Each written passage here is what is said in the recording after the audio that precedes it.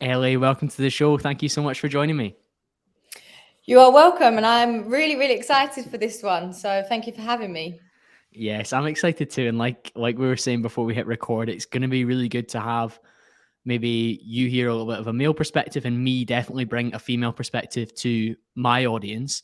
And for those that aren't acquainted with you, it's a title that is quite modern, isn't it? Self-worth coach, heartbreak coach. And if I think back like 3 years ago to before starting this podcast, I've definitely become far more open-minded. And I think we as a society, thankfully, have lent into maybe more holistic approaches to seeking help in other areas. But I'd love to go to the start of your self-worth coaching journey and understand what got you involved in this particular space. You're so right as well in this fact that like it is a modern day title, I suppose.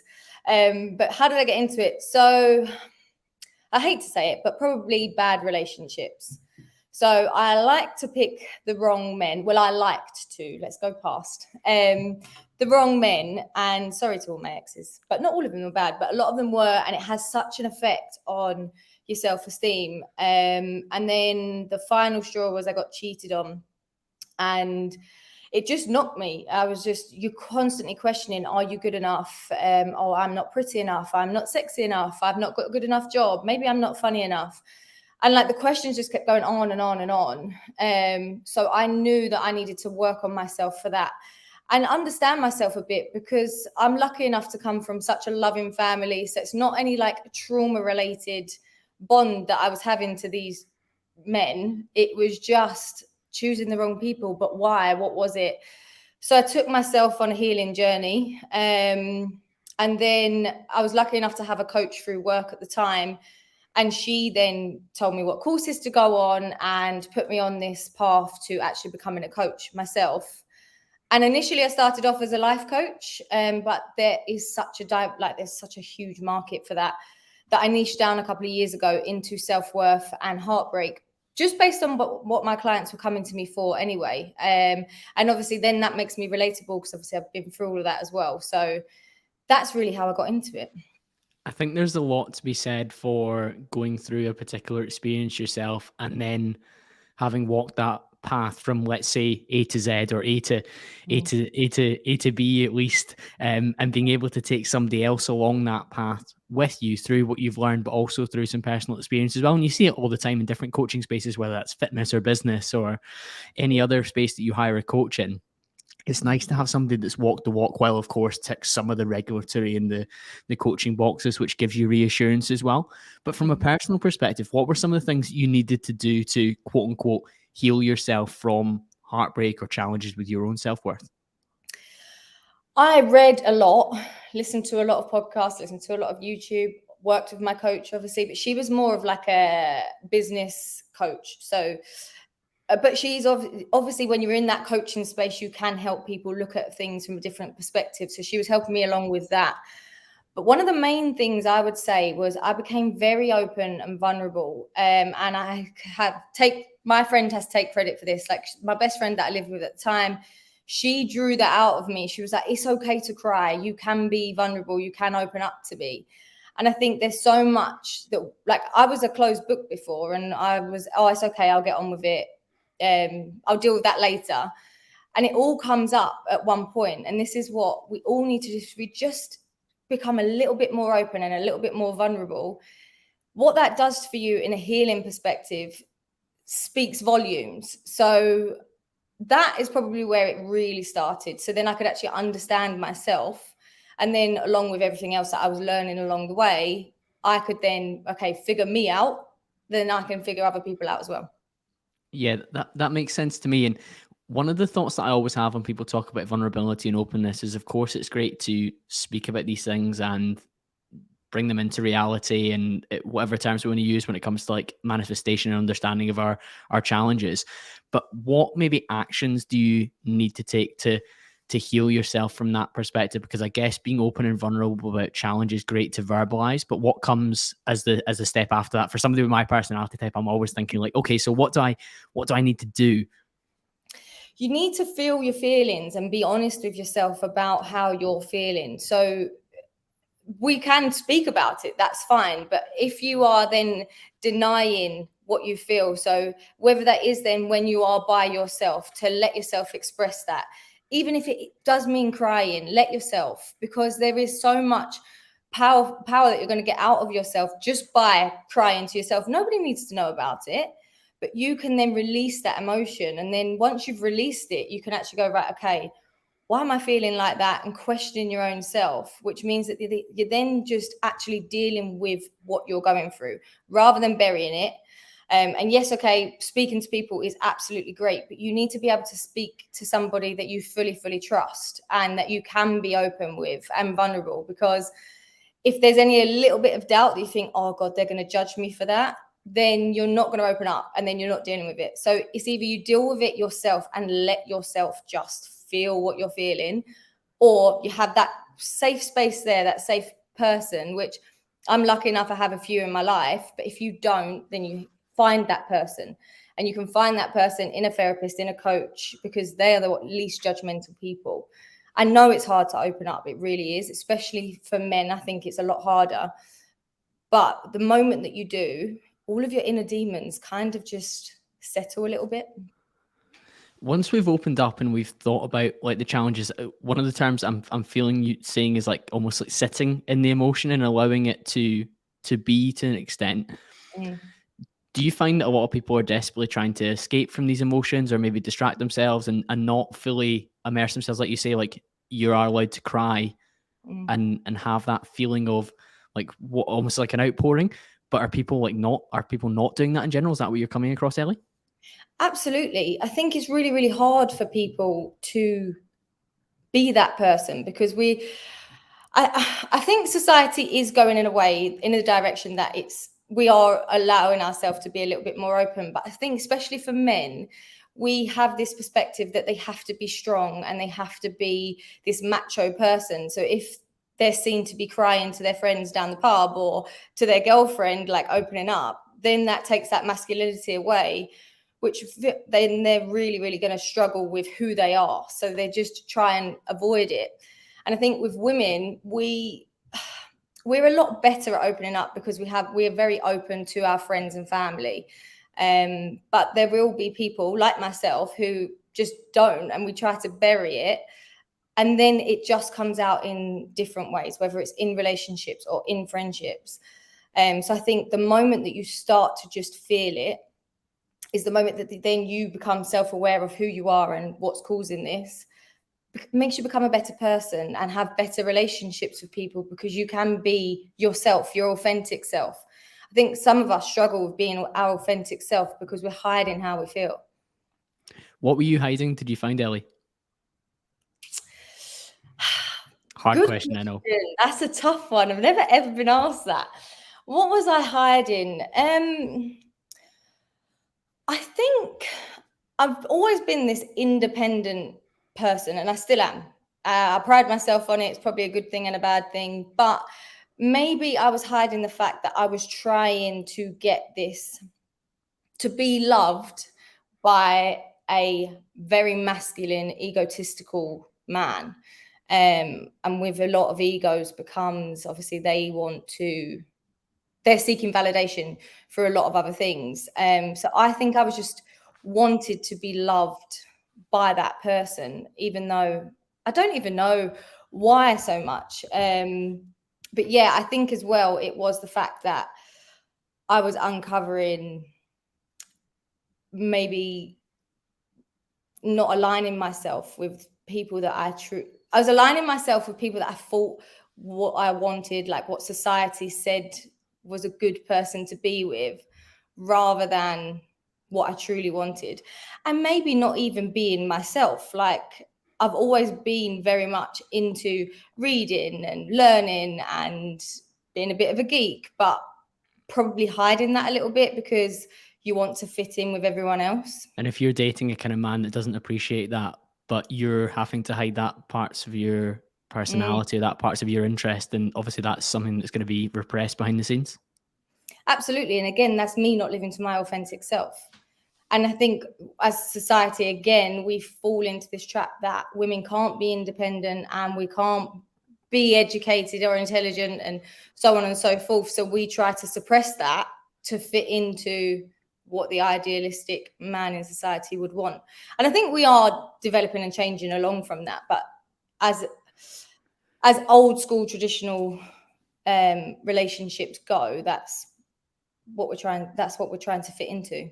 Yeah, certainly. And I think women are becoming more empowered than ever before. The education system in particular has produced more highly intelligent, highly successful women than ever before. In the actual reality, men are almost falling behind from that perspective, which interestingly is actually making it harder for highly independent, qualified women to date, because typically from an evolutionary perspective, women are attracted to date up and across in terms of either hypergamy, which would be like resources or status. So like looking for a man that is as intelligent as them, is as well resourced as them from a finance or a career or a business perspective. And like, I think women are actually struggling to find quality men to date, and maybe they're falling into the bracket that you were, Ellie, where you're almost hiding the fact that you are like very intelligent from men, in terms of like, you're like, oh yeah, like I maybe tried to dumb myself down for a particular guy, or hide the fact that I was really well read, or that I was interested in self-development and manifestation and having my own business. And you do see high-powered like career or business women who've been very successful in that space finding it very hard to find a mate that's of an equivalent value that they would maybe hope for, respect for. Yeah, I completely agree. And I hope that society is changing towards that. It's funny, I was listening to a video before I came on this, and it's like why men are attracted to gold diggers.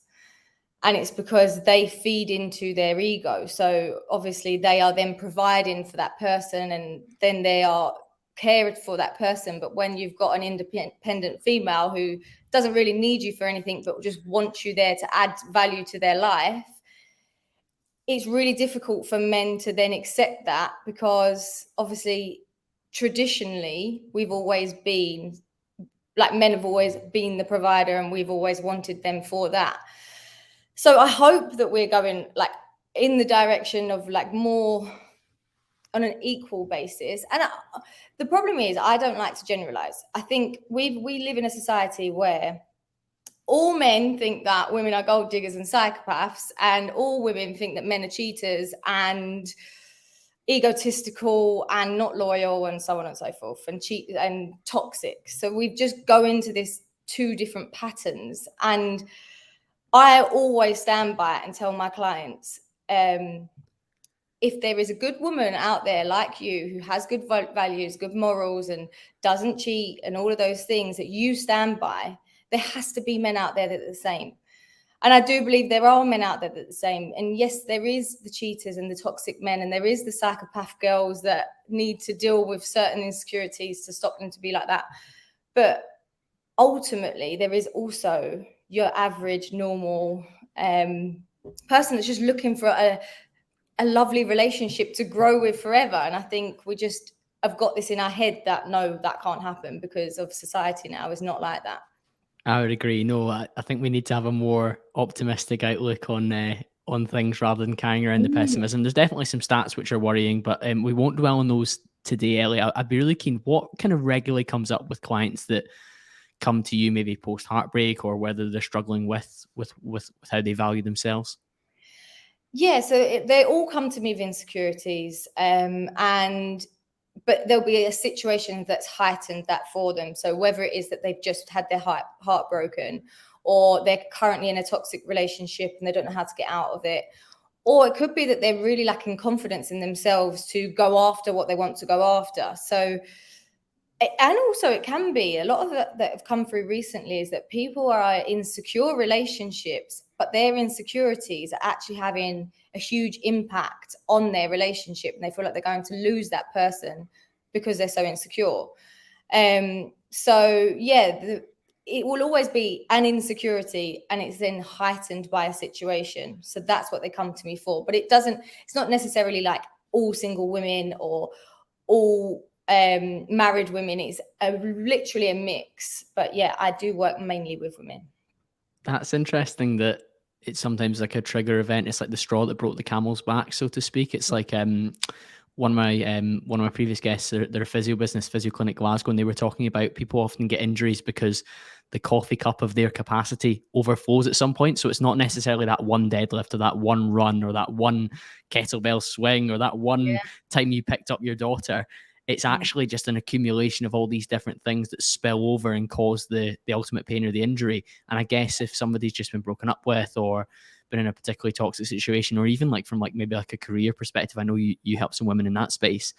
If they've like failed at like a job interview for a promotion or something like that, everything just comes crashing in at once to signal to them, actually my self-worth is in the gutter here. Yeah, absolutely. And people never reach out until they're at their lowest. So it's not like they're just on this healing journey and they think, oh, maybe I'll have some coaching. It is when they have hit rock bottom and they're like, right, this is my last resort and I need to speak to someone. From a relationship perspective, what are the main things that you see reducing people's self-esteem when they're talking to you? Obviously, cheating is a big one.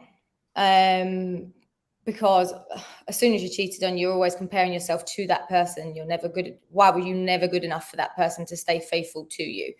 So that's a big one. Also, the comparison of social media. Social media is a big cause of relationship breakdowns, but also a lot of their arguments. So that's a big one. And also just like the toxicity of the push-pull factor that men can give to women, and vice versa. There's always the women that can do the same, but in general perspective, it can be. So they never know where they stand, and it's always then just, well, there's something missing from me, so it's always got to be me. And then if you already have a low self-esteem, so if you already are comparing yourself on social media and you're single, or if you're already comparing yourself to your friends, the moment that you're in a relationship and somebody triggers that, it's like validating what you already feel about yourself. So you're like, well, it must be true then. And self-fulfilling prophecy. Yeah, I completely see that. So you fall into this spiral and this trap of overthinking every single thing you do. It's really interesting because the cheating part in particular is a rejection, as you said, and rejection is one of the most difficult emotions to deal with, whether that's romantically in a career and work, or even like me pitching a particular deal to a client and not getting it and knowing they've taken somebody else's deal, and I'm thinking, what was wrong with me? It's really, really challenging. What kind of work do you do with somebody after they've maybe been cheated on, or after they've been dumped or rejected and they're feeling that scorn and that pain? I think we all need to reframe rejection. And rejection hurts. Like one of my biggest fears is rejection, or maybe it was rejection, because again, it just feeds into your insecurities. So what I try to do is to get my clients to look back at things that they've been rejected from. What did they learn from it? What were they saved from? And then what would their life be like if they hadn't been rejected by that person? Because then you can start to go, well, actually, I'm really glad that happened. So then you can reframe the current rejection that you're going through. It doesn't take the pain away. Not much can, but if you can start to reframe it in a certain way, you can go, oh, actually, maybe. And my biggest life saying is the biggest blessing is in the redirection, because there's so many things that our life would be so different if we hadn't been rejected by certain things. And it is jobs, schools, like men, dating, whatever it is. There's just so many blessings that have come out of that. But also, we've also never, ever remember the times that we reject people. We reject people all the time. And I think men get rejected more than women do on a day-to-day basis. They're the ones who have to be brave enough to go and speak to us on a night out or approach us in wherever we are. And yet we can just shrug that off. We don't give them a reason as to why. So instantly you probably think, oh, I must not be good looking enough, when it could be a whole host of reasons. But we never, ever, ever dwell on the times that we've rejected people. Yet at the moment we're rejected, it is like our world's ended. So we need to start reframing it. And that goes for both men and women. That's such a good point, that the rejection that you dish out, you're very unlikely to remember it or reflect on it. In fact, you might even forget. Whereas if you are the one that put yourself out there and been rejected, it's so much more painful and it's such a lasting feeling. That's an incredible perspective that people should definitely consider. And you are right that men are typically the protagonists in terms of pursuing and making moves, etc. And I'm sure we were talking about like how society is evolving. I think there's been a little bit more of women being empowered to make the first move, etc., etc. But we are evolutionarily hardwired for men to do the chasing in order to, from like an evolutionary perspective, we're thinking about carrying on our lineage and our genes with women, even all the way down to asking somebody for a coffee. That's ultimately where the brain's going, unfortunately. But no, I think rejection is such a fascinating topic, because I think from a dating perspective as a man,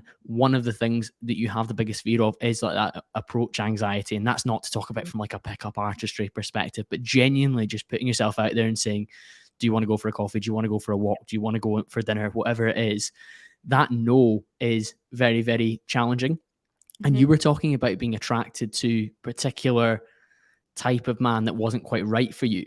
That type of man usually has a high level of charisma and confidence, almost to a narcissistic level, and is able to overcome rejection and shrug it off quite quickly. Whereas some of the, and I hate using the term nice guy, but some of the maybe better men who would probably treat you better in the longer term are more frightened of you saying no, so are less likely to ask you in the first place. So if you are looking at who's sliding into your DMs, who's approaching you in the bars, in the nightclubs, at the coffee shop, it's probably more likely to be the man that has a little bit more about him from a confidence perspective. But some of that confidence could come from a place that will cause you problems down the line unless you're both on a secure footing. Absolutely. I could not agree with you more. And I know that if I was a man, I would struggle really badly with the whole approach thing, because of it's that no that you just don't want, because then it's like, well, why no? But I think I've had this conversation with men before, and I suppose maybe from a nice guy or the better man perspective, if that girl or woman or whatever it is in the bar is giving you that look or gives you some form of like, oh, okay, I'm interested in you, then you're more likely to approach. But then you've got the women that have the confidence to give you that look and to just instigate in some way. But there could be the really nice girls that are quite shy, that again might be the better person in a relationship, that will not do that at all and is just sitting there waiting for a man to approach. So it's really difficult. The social media age has also made it a lot harder as well. So I went to university between 2010 and 2014. And yes, we had smartphones, but there wasn't the same way that every night out was documented. So if I was going up to a girl and she said no to me, I probably wasn't going to end up on somebody's Snapchat or Instagram story. It would probably just be a joke she told to her friends the day after, oh, this guy came up and gave me this rubbish line. Whereas now there is the actual fear that you would go viral, or at least on a micro level be seen to be like rejected by this girl. And then alongside that, and this is probably one of the more controversial topics that I've seen talked about myself, is like the things that the Me Too movement have intimidated men about the level of forwardness that they can come with, but it's not intimidated the kind of men that Me Too is designed to prevent, which is predators, like bad actors. It's actually intimidated men who are worried of being perceived and put into that bracket from approaching in a forward way that is deemed to be potentially over the line. So I find it very funny. Sometimes we throw the baby out with the bathwater, or we miss the forest for the trees when it comes to awareness of actual bad actors in society, and we actually cause problems for what I would call innocent parties, and they get caught in the crossfire. You know, I've never thought about like that from that perspective at all. And I think probably because I don't work with many men clients for them to come forward with me with that issue. But you're right.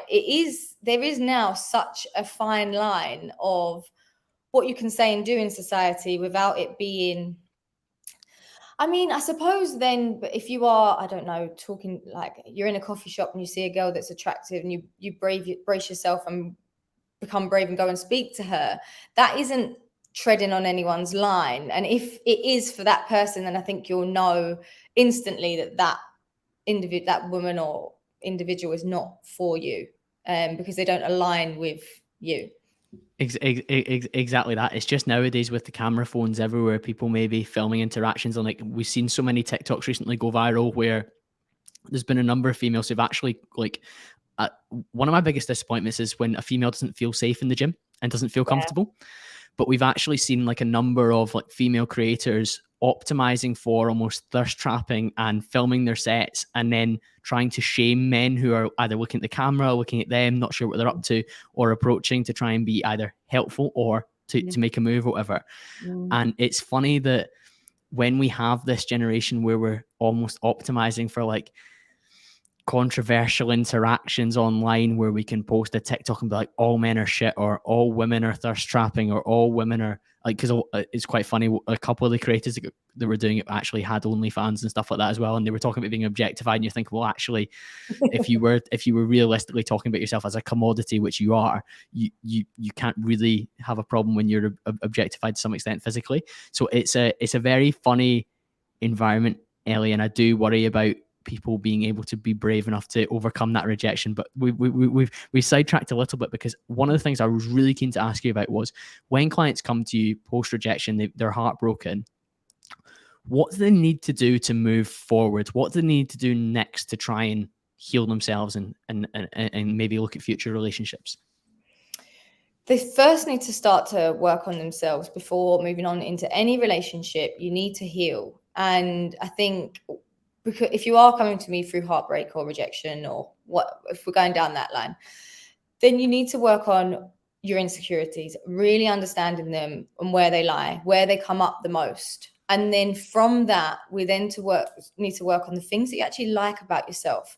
We spend so much time focusing on so much that we lack, or that we don't have, and that we don't like about ourselves, rather than actually thinking about the things that you do have and that you can bring to the table. So I try to then go on this journey with making sure that my clients are focusing in on that the most. So then that when they do go into the dating world again, they're confident in who they are. And if they get rejected, it's not going to have so much of an impact on their self-esteem. Or if that relationship doesn't work out, you can go, well, actually, it's okay, because I am this, this, and this, and I will find somebody that's going to match with me. So I think it's all about, firstly, identifying where this has come from, your insecurities, allowing you to feel all your feelings, like I always say, and then working on actually the things that, just building up your self-esteem again and your confidence in yourself. Does that mean you would disagree with the phrase, in order to get over somebody else, you need to get under someone else? Absolutely. That is an absolute no from me. The reason that you're going to get under someone else is because you're trying to fill a void.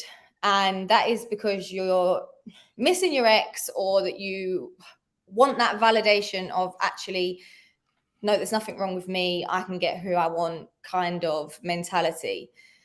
What will happen then, right? If it's a one night stand, what will happen as a woman? We then start to go, oh my God, I miss my ex. That wasn't great. Okay, that was great for one night, but then what am I going to do? And as a man, you can go to your mates, oh yeah, I shagged this girl last night, blah, blah, blah. And then they go, yeah, well done, mate. But when you're actually sitting then in bed on your own again the very next night, you've not dealt with any of your feelings. Then if you jump into a relationship with someone else straight after a heartbreak, I think you are, again, trying to fill a void because you feel lonely, or you need that validation to be in a relationship with someone else. You've lost who you are because you're now single. And you're then going to bring up any of the issues that were in your relationship before. They're then going to come through in your next relationship.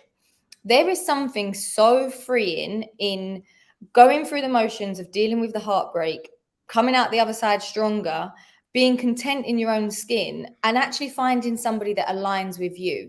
Because the moment you jump straight into a relationship, again, you're going to ignore all of the red flags or anything that you don't like about that person that are going to come up again in a year down the line. So you're better off dealing with it, healing from it, and then find somebody that actually aligns with your values. Yes, if you are in a rush, then you do ignore some of the warning signs that you may be going back into a relationship that has the same issues or similar issues, or at least maybe even new issues to the one that you've just come out of.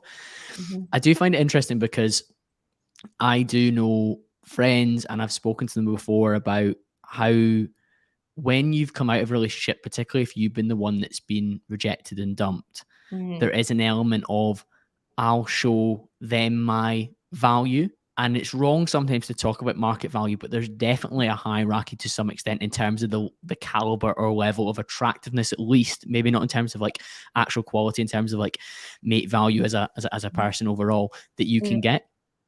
And I have definitely seen, and I know from personal experience as well, there is an element of, if I want to prove my own worth to myself, there isn't a validation piece where you are chasing a particular look of female to get with and be like, look, I can get with this standard, meaning that I must like be good at what I do. I must have like skill. And I think we were talking before that I've hosted a lady called Kezia Noble, who's a dating coach on the podcast, and she was talking about like, if you like have access to a particular type of female or to a particular like level of good looks, then it signals what you might be capable of dating longer term. And I understand that, but at the same time, I do know that can become quite hollow if you're just constantly chasing, look, I'm going to get with a girl that's blonde, has this particular look about her, is into this particular thing, and you're kind of like, oh well, like how sustainable is that beyond that initial buzz, as you say, and that kind of feeling of, yes, I did it? The thing is as well with that, it seems like you're doing it for arm candy and not for actually the true value of who that person is. And like, are you doing that because then everybody else is going to look at you and go, wow, look who he's managed to pull, or look who she's managed to pull. Have you seen that person's girlfriend or that person's boyfriend? Rather than actually who they are at the core, because there's only so much looks can go. Like, in my personal opinion, there's only so much. It's only so far that looks can get you. You have to have a personality underneath it, or be with. That's my personal opinion on it, though, because I know that some people do just want looks and want that validation through people going, wow, look who he's managed to pull or she's managed to pull.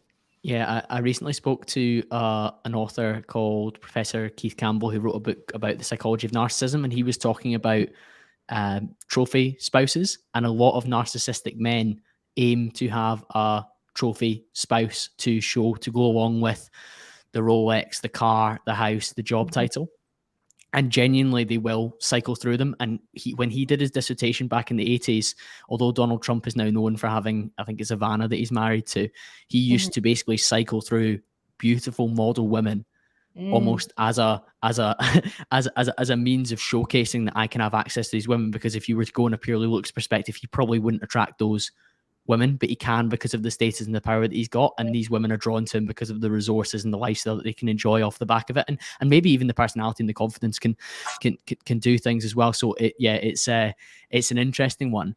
I was really keen to understand, when somebody's broken up with someone else, you're advising they don't immediately get underneath somebody else to get that sexual validation or to chase that feeling of connection again, or go straight into a relationship.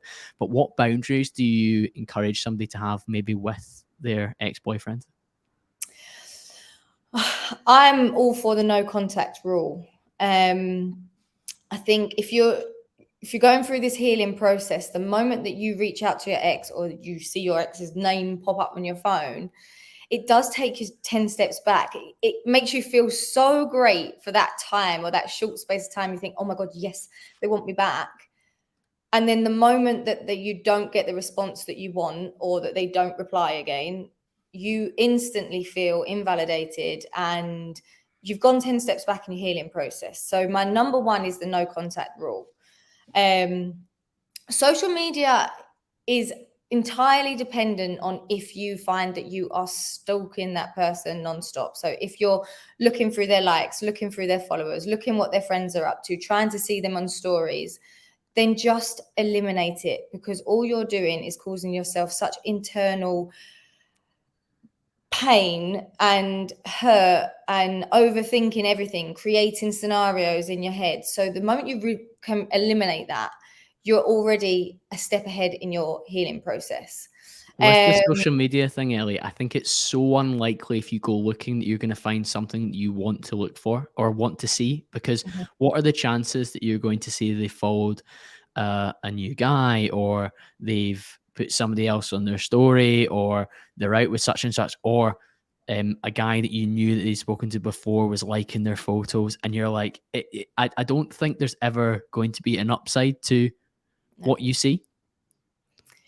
Absolutely not. There isn't anything positive that comes out of social media stalking at all. And also, you're just creating the scenarios in your head. They could be out with their friends playing football, and you'll go, well, mate, there must be girls watching.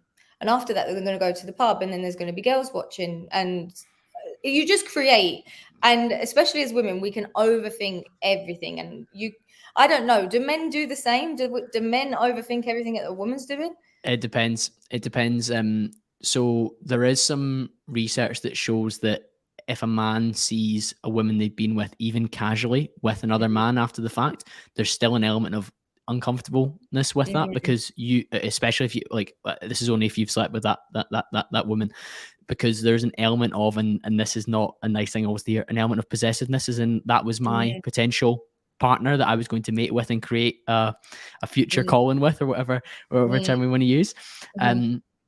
But I would say, from my perspective, my own perspective, and those around me, and maybe those that I've spoken to in the podcast, if you have been the one that's rejected them or dumped them, I would be a lot less worried about seeing them with somebody else. In fact, sometimes girls that I've dated that we're still on good, like we've still been on like good enough terms, I've been like pleased to see them find what they were maybe looking for, that I maybe wasn't ready to give them at that time, or maybe I just didn't want to, or maybe it wasn't quite right. When I've seen them with somebody like a year down the line or something like that, I've been like, oh, cool, crack on.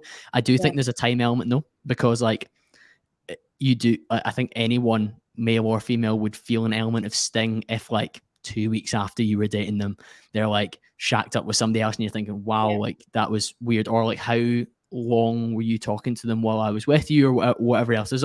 I think there would be an element of overthinking from that perspective. But from my perspective and personal experience, if I'd been the one that said, let's stop talking, let's stop seeing each other, and they're with somebody else, I'm kind of pretty cool with it, unless it would maybe be like really quickly, I'd maybe be like, oh, well, he was obviously in the pipeline. Yeah, because the hurt's not there because it's from your decision. So I think it's the same for women with that. Well, it is from my perspective as a woman. Like, if I've rejected someone, then I'm probably not as bothered if they move on. And probably there's not much of a time scale on that, other than the fact I think, oh, were they on the scene when I was on the scene? That's the only thing that would bother me. But if you're the person that's hurt, you just go into a spiral of devastation by your ex reaching out, or you reaching out to your ex, because you never get the response that you want. And again, social media. And I would say, like, have the conversations with your friends and family, like put the boundaries in. If do you want to hear what they're up to? Or if you don't, if it's setting you back, say to them, do you know what, if you see anything or hear anything, unless I really need to hear it, please don't tell me, because again, all you're going to do is set yourself back. When you're going through this process, you just need to focus on yourself.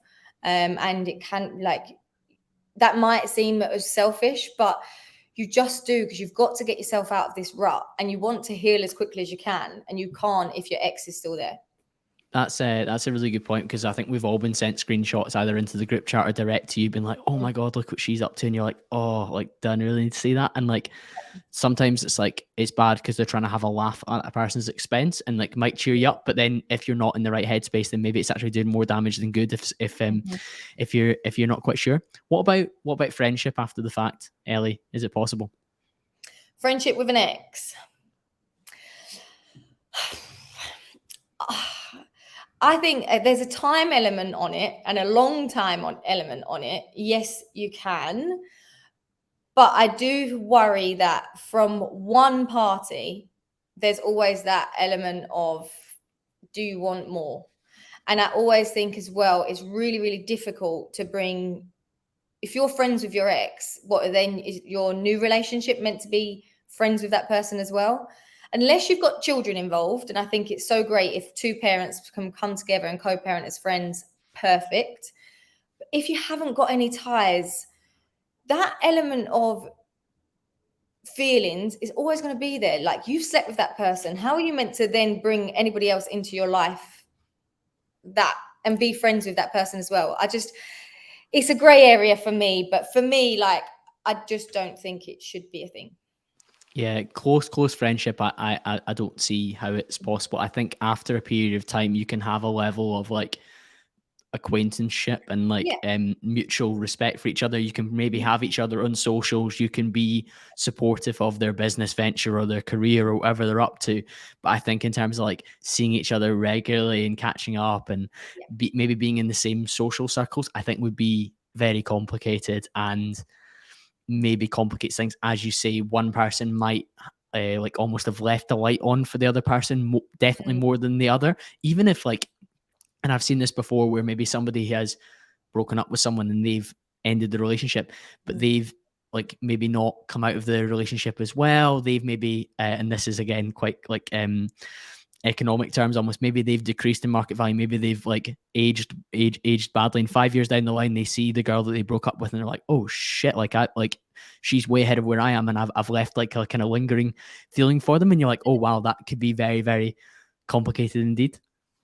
Absolutely, I couldn't agree more. And going back to the acquaintance thing, yeah, of course you can. And like being civil when you see them out, I actually think that's the better way to be. There's nothing worse. And you see your ex out and they then start giving dirty looks, or there's all this like awkwardness and tension. Like, no, you've ended. Yes, okay, it might have ended badly, it might have ended okay, but you can still go, hi, you okay, and walk off. Like, it shouldn't ever be that there is this tension around. But yeah, post breaking up with your ex then and being in a better position, what are maybe the signs that you are healed and you're able to maybe put yourself back out there on a more sustainable basis and not just chase one night stands?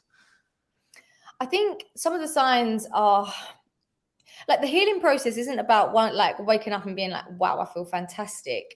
I think the biggest signs are when you're not thinking about them all the time and your ex is still not in your headspace. Like when you realize, actually, I haven't thought about my ex in weeks. That's absolutely delightful. That's obviously a big sign. How you're feeling in yourself. Are you more content with who you are? And in your own space, you've now probably started up your own life for yourself. You've got your own hobbies, you've got your own routine. And so you're probably more like, right, okay, now I want somebody to enter my space, or I'll be more open to dating now. And then there's also just how you feel in yourself. Like, are you feeling good? Are you feeling happy again? Because when you're heartbroken, you just can't see the light. You can't see past ever feeling that way. But when you start to feel good again, you're like, oh, okay, I'm actually this is working. Whatever I'm doing, I'm feeling good. Yeah, it's interesting. What kind of feelings do you think might come up then? Like you say, feeling better about yourself, not thinking about somebody as often. I think people talk a lot about like the kind of feeling in the pit of your stomach when you like heartbroken, almost that kind of like sinking feeling. When that starts to pass, is there anything else that you look for to be like, okay, maybe I'm ready to move forward? I think as well, like, when you're going through the coaching program, like you uncover a lot of underlying insecurities that you probably didn't even know that you had or where they come from. So it will be as well, you'll wake up and you'll be able to handle situations a lot differently than maybe you would before. And maybe if you're somebody that compares yourself on social media all the time, and then you stop doing that, or you've noticed that you're not looking at people's lives and going, oh, I wish I had that, I wish that was me, then you start to think, okay, like what, I'm actually content with me. I'm actually content with my own life. Yes, I have my dreams and aspirations, but I'm content in how I'm getting there. So that's another way. And then if you're somebody that overthinks all the time and that stops, or it's a lot less, then you can go, right, okay, maybe I am more healed than before. One thing I will say, you never really fully heal. Things will always come up, but you handle it differently. You get given the tools to be able to manage situations, manage your overthinking, manage rejection a lot better. So that you're always, I think as well, girls are guilty, and I don't know if men are, but girls are really guilty of going into dating thinking they'll go on a first date thinking that they're going to marry this person and that they're going to have the children. And so I think if you can get to a space, and you can only do this when you work on yourself, that you are going on a date just to see if you like this person, just to see if they match with you or align with you, and there's no future plans and you're just seeing how it goes, that's when you can say, right, okay, I'm healed. I'm I'm better, because you're not seeking for this future life that you really desire. That really speaks to the self-worth piece, because you're not going there to get somebody to complete you and to reach a particular stage. You're just going there to explore whether they would be somebody that's compatible and would add to your current lifestyle. One of the things that I was really keen was just like understanding the differences, and I think we've covered quite a lot of them, between like expectations that males have versus females have when it comes to like dating. And one of the most common topics that I think would come up would be things like expectations around like commitment levels. How do you see those manifest for your clients, Ellie? So I actually think men and women are very different on this. So in terms of the problem is, again, with women, we go into it, right, okay, I'm going to marry this person. So then we commit from that immediate dating stage. We don't then date. I mean, this is very generalized, because obviously there is women that do. So I'm just generalizing that. We then don't look elsewhere because we feel like we've found the one, because we've put all our eggs in that one basket. So from the dating stage, we kind of like commit. Whereas for men, until you've had that conversation, there is no committing there. But for me, my stages is dating stage, seeing stage, relationship. All these other ones that are in the mix, I just don't understand. I feel like it's a society's way to prevent you from that commitment, that exclusivity.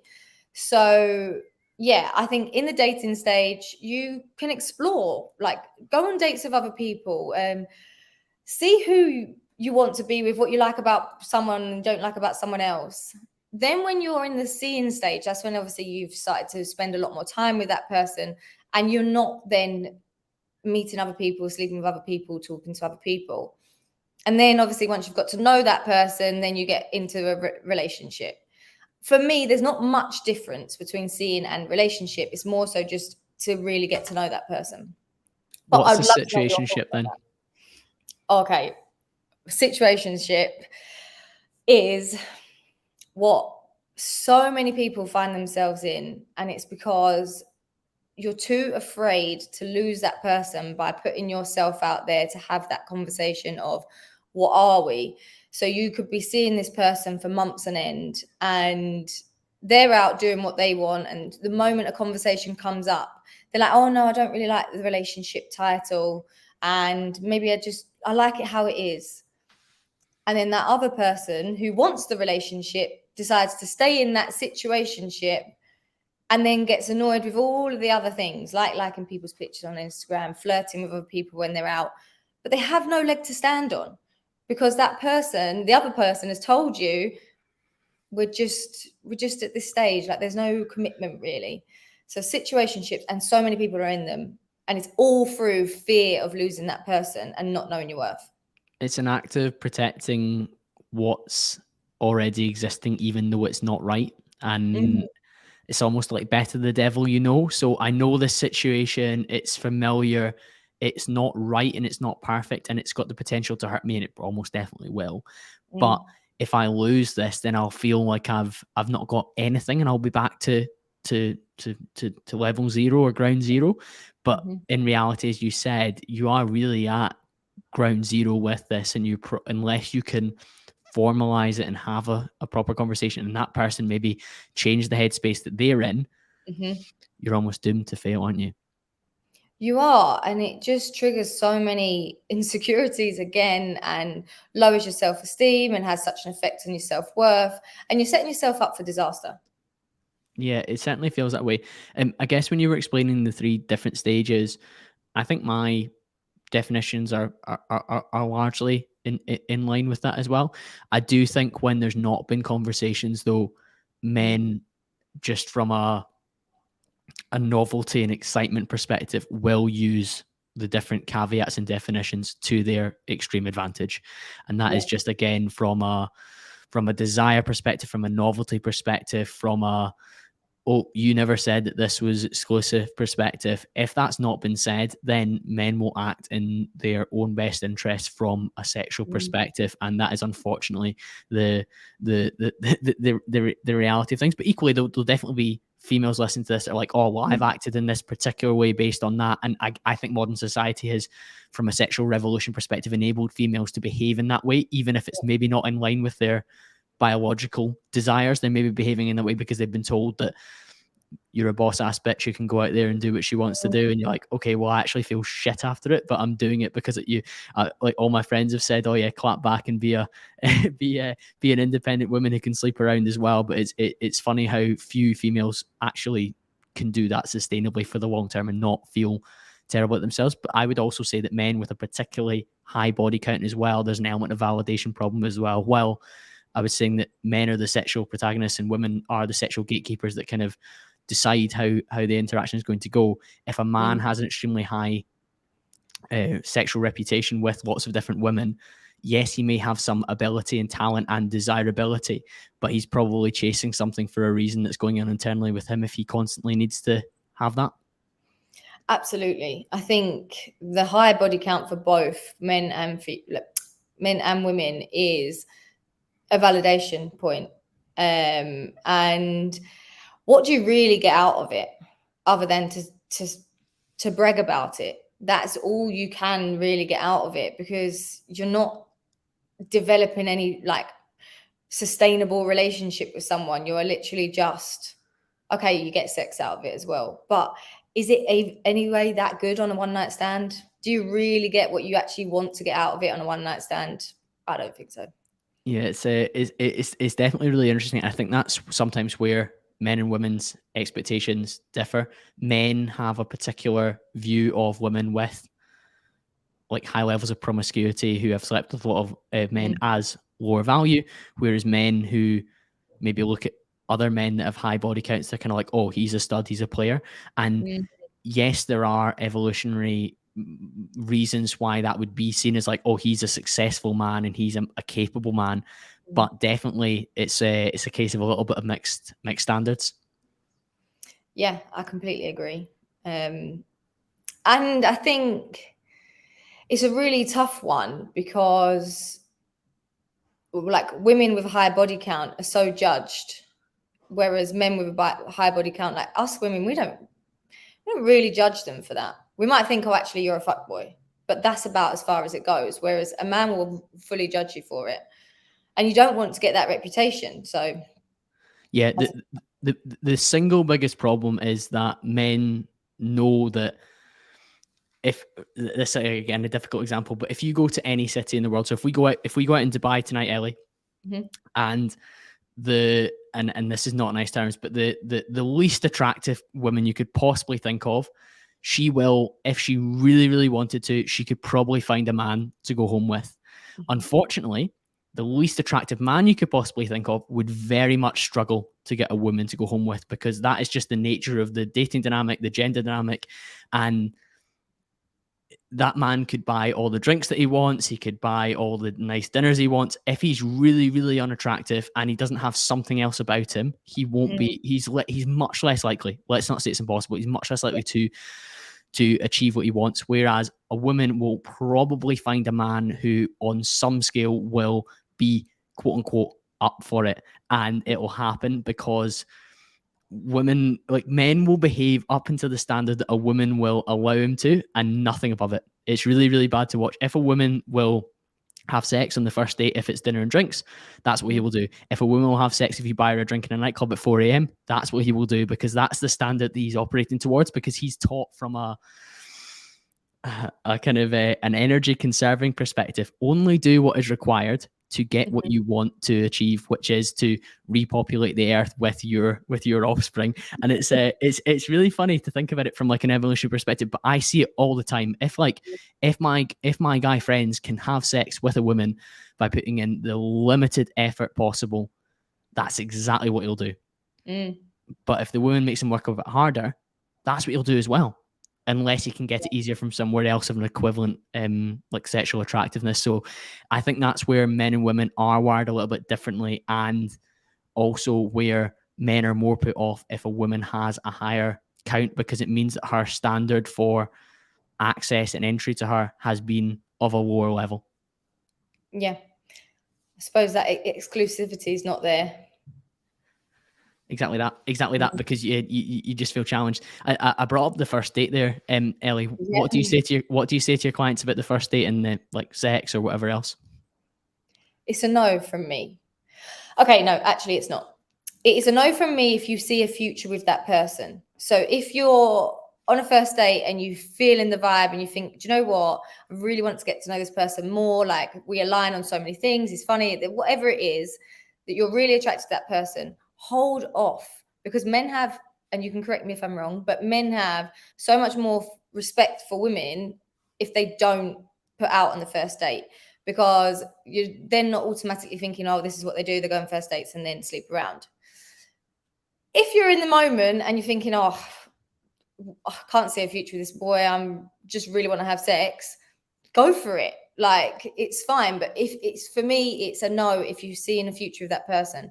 I also think don't let them come back to yours. Like, don't try any of that. Just have that one first date, say goodbye, go your separate ways, and see how it goes from there.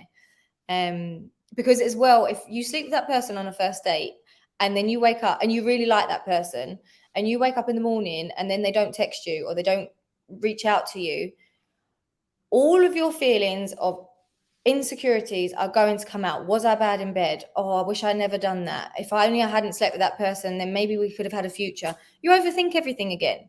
So just eliminate that by not sleeping with them on the first date. I certainly think that thought process after the fact is far more a female trait than a male trait. Again, coming back to that kind of, men want to do the business, they want to tick that box, they want to feel like they've accomplished something, and that is like the kind of the entry point for them. And it definitely links to that whole, men will rise to the standard or fall to the standard that women set for them as an entry point in terms of access to sexual pleasure. And if it is one date and you're back at hers and it's happened, you're kind of like, oh, well, if it's that easy, that's great. And you see a lot of females be like, oh, I don't normally do this, or like, this is not what I do. Yeah.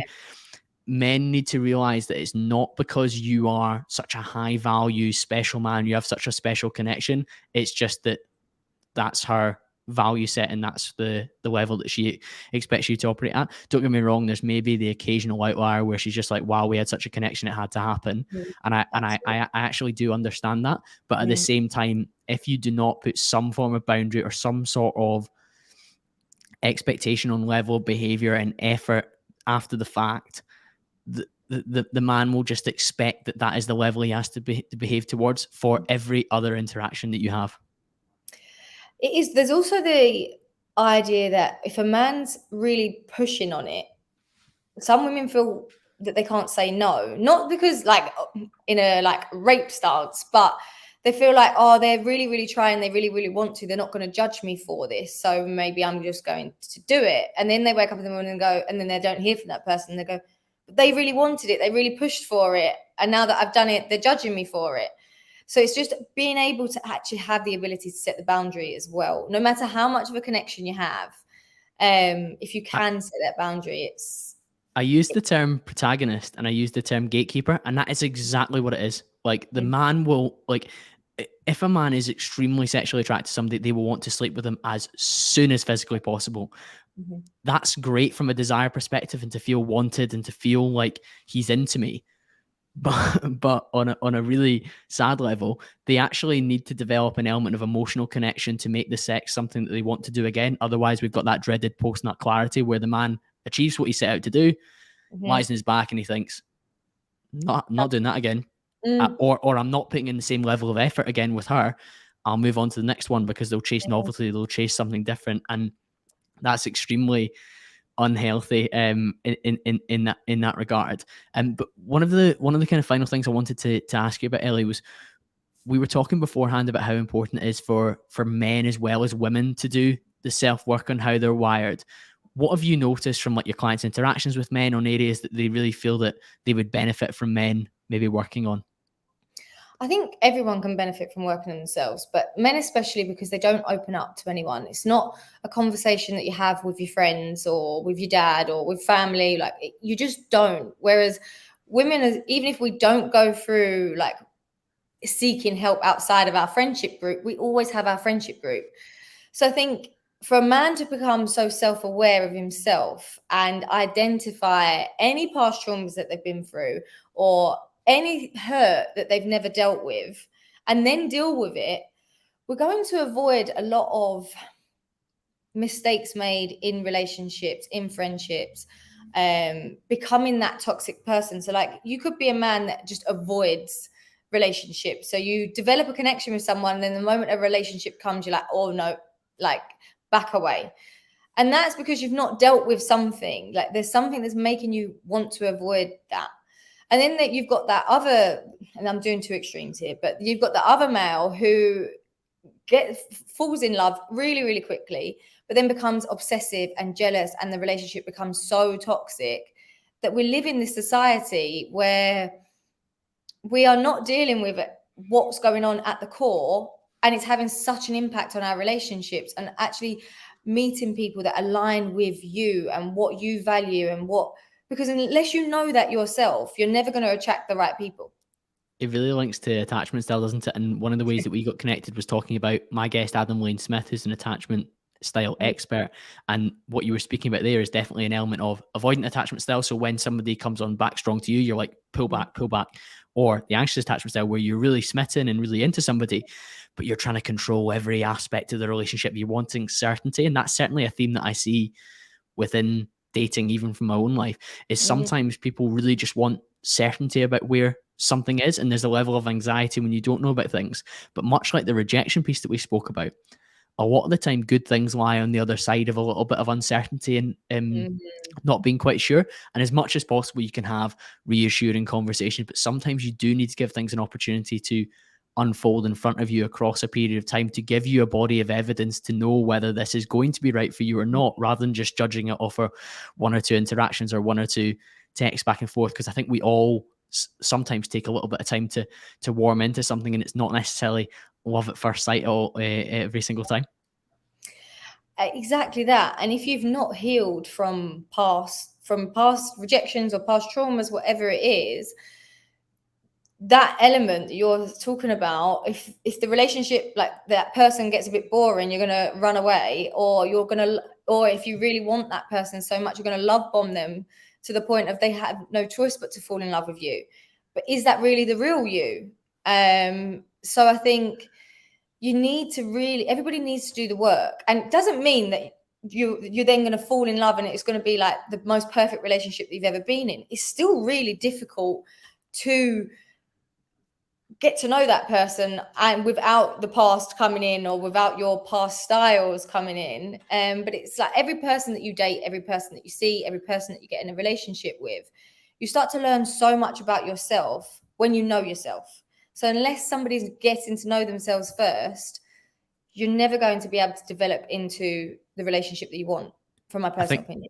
I think one of the most powerful things that I've done since probably the main breakup that I've had, which was early 2020, was to start to journal, because my self-talk after I ended the relationship was actually quite negative, where I was thinking like, oh, you ended this, you led somebody to believe that you were able to support them and be the person that they really wanted, but you were harsh, and you were too driven and too focused on your work, and you were impossible to be with.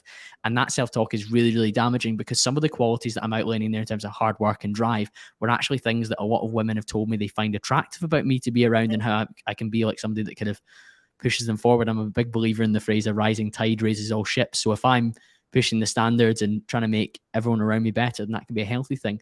But when you write these things down and work through them, you can reframe, which is another phrase that you've used during this conversation, and put them into a light that's helpful, while also identifying sometimes when it's unhelpful, and instead being like, oh, I can improve by doing this. And that's one of the prompts in my diary. How can I improve tomorrow? And it's not necessarily what did I do badly today. It's a case of, like, quite often it'll be like, spent too much time on my phone. Tomorrow I'll leave my phone outside the room between 9 and 12. Or it might be, I spoke to somebody quite curtly today. One of the things I can do better is just listen, take on board what they said, and then come back to them with a more thoughtful response. And that could be in work or personal life as well. So I'm definitely a big advocate of men in particular who have shied away from it, writing about their thoughts and their feelings and articulating those. And again, it's that whole action piece. Like, I never like to say to men, be open and vulnerable and then do nothing about it.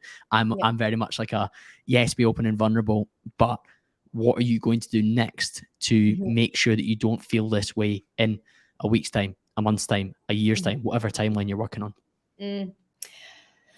Journaling is my go-to tactic for every single client of mine, and you'll be surprised at how many women really struggle with it. So I wouldn't be surprised with how many men would struggle with it, or even the thought of getting a pen to paper to write those thoughts down. So hats off to you for even doing it, because it is hard, and it is about you really expressing your true feelings.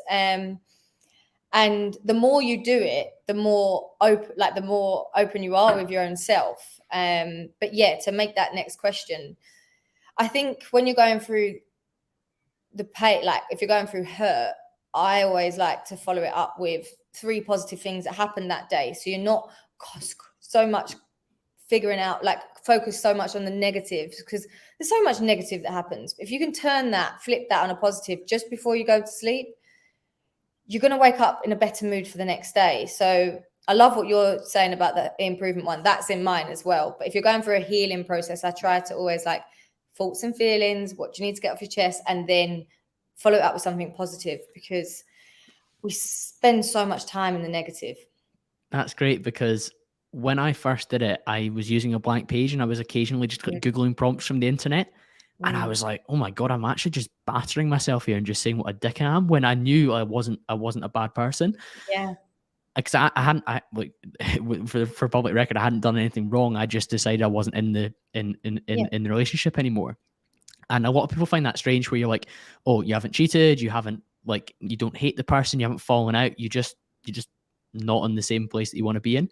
But for me, when I had that blank piece of paper and I was using random prompts on the internet, it tended to veer towards the negative, because that's where your headspace is at that time when you've like ended something. But instead, now I've got like a quite regimented format with the 6-minute diary, and I'm maybe graduated from that now after 3 years of doing it. But like you say, you end the day on a positive when you've maybe talked about improvement, you've talked about a good deed, and then you've talked about 3 things that you're grateful for, or 3 things that went well that day. At least you're coming full circle, where you don't close out on, this went really badly, I can't believe I said this, I can't believe I did this, I can't believe I'm feeling this again. I really like that it's like to use a rude phrase, it's a shit sandwich. So you could start with a good thing, say the hard stuff in the middle, and then finish off with a good thing as well. Yeah, absolutely. And it's so freeing. It's such an emotional let go. And I wish that more people would do it and see the benefit of it. Because I think that's the number one thing that you can do to heal or understand yourself, is just by getting your thoughts and just feelings out on a piece of paper. But I think people are just too scared to do it, or think it's weird. And because we're on our phones so much though, Ellie, I think that's a problem. I think the beauty is that we're off our devices, pen and paper. It's very old. It almost takes you back a little bit to your childhood, albeit now maybe this generation of kids are coming through on iPads the whole time. But I certainly think that when I sit down with a paper and a pen, my phone goes on do not disturb. It's away for the night, and the last thing that I'm doing is that, and then I'm doing it in the morning before I've engaged with the outside world again. And there's a big upside to that, and I think it actually helps with like attention span as well, which, given that you're going to be on back-to-back calls after we finish this up, it's really hard to get away from your screens and get away from socials and emails and the kind of bombardment of what we're all working towards, which a lot of people that listen to self-development podcasts is like really aspirational, high-level stuff. Yeah. But when you have that time away to just unload and work through it all with a pen and paper, sometimes the magic comes to the surface. It really does, and no distractions. And another thing that I do with all of my clients, at the end of every session, I will give them a worksheet to work on based on what they've told me. So we're keeping that momentum going. They're never just leaving the session and going, okay, we'll see you next week. But I always say to them, print it off, write it down, because we can get so, you're not doing it. If we're on a laptop doing it, or we're writing on our phone, a notification comes through, an email pops up, you're not concentrating on what you're trying to get out. And especially with the worksheets, you need to go deep, and you need to really think about yourself on a deep level, and you're not going to do that if you're distracted. So Yeah, it's always pen to paper for me. absolutely, Ellie. Well, we've both been completely in this conversation and no distractions at all. And I'm sure the people listening have been gripped by what we've had to say as well. If they want to continue the conversation with you, Ellie, where should they head towards? The main point is probably my Instagram. So that's tend__. My website, or you can email me at ellie@tend-me.com. But yeah, that's my main point is probably, if you want a flowing conversation, I much prefer Instagram DMs, and I will always get back to you. So please, I love it when people reach out to me, ask me questions. If you just want 30-minute free advice, book in a free consultation call. It's not, there's no obligation to move forward, but I just love to give that advice to help people. We're all struggling. So if I can make a little bit of a difference, then I like to. Amazing, Ellie. All three of those will be linked in the show notes. Thank you so much. And thank you to you, the listener, for joining me. And I'll be back to speak to you all again very, very